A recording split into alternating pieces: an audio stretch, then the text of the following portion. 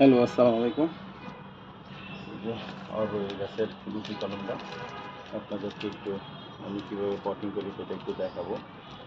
আমি সাধারণত এভাবেই চারা করি ছাদে, যেগুলো গুটি কলম করি।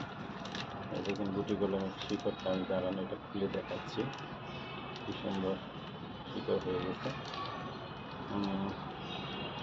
এটা আমি গ্রামে নিয়ে লাগাবো এই গাছটা, সেই জন্য এটা পটিং করতেছি।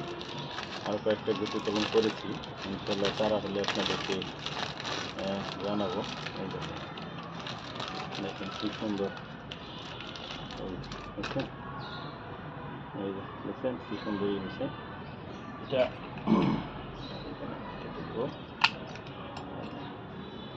মাটি তৈরি করেছি এটাতে, এটাতে লাগিয়ে দিব। এটা নিয়ে আসি,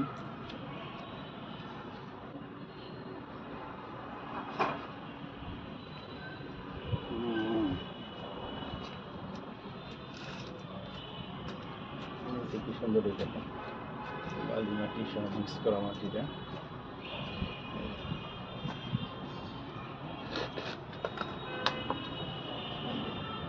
এটা এখন শুধু আস্তে করে এখানে লাগাবো, চারিদিকে মাটি দিয়ে আর কিচ্ছু করবো না। যেহেতু বর্ষাকাল, হয়তো এখন একদম পানি দেবো, পরে এটা আস্তে আস্তে ঠিক হয়ে যাবে।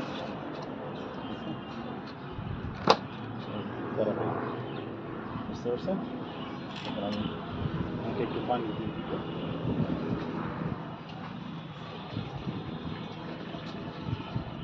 হালকা পানি, যেহেতু হলো বৃষ্টি হচ্ছে রেগুলার, অত পানি লাগবে না। বুঝছেন? ইনশাল্লাহ এখানে থাক।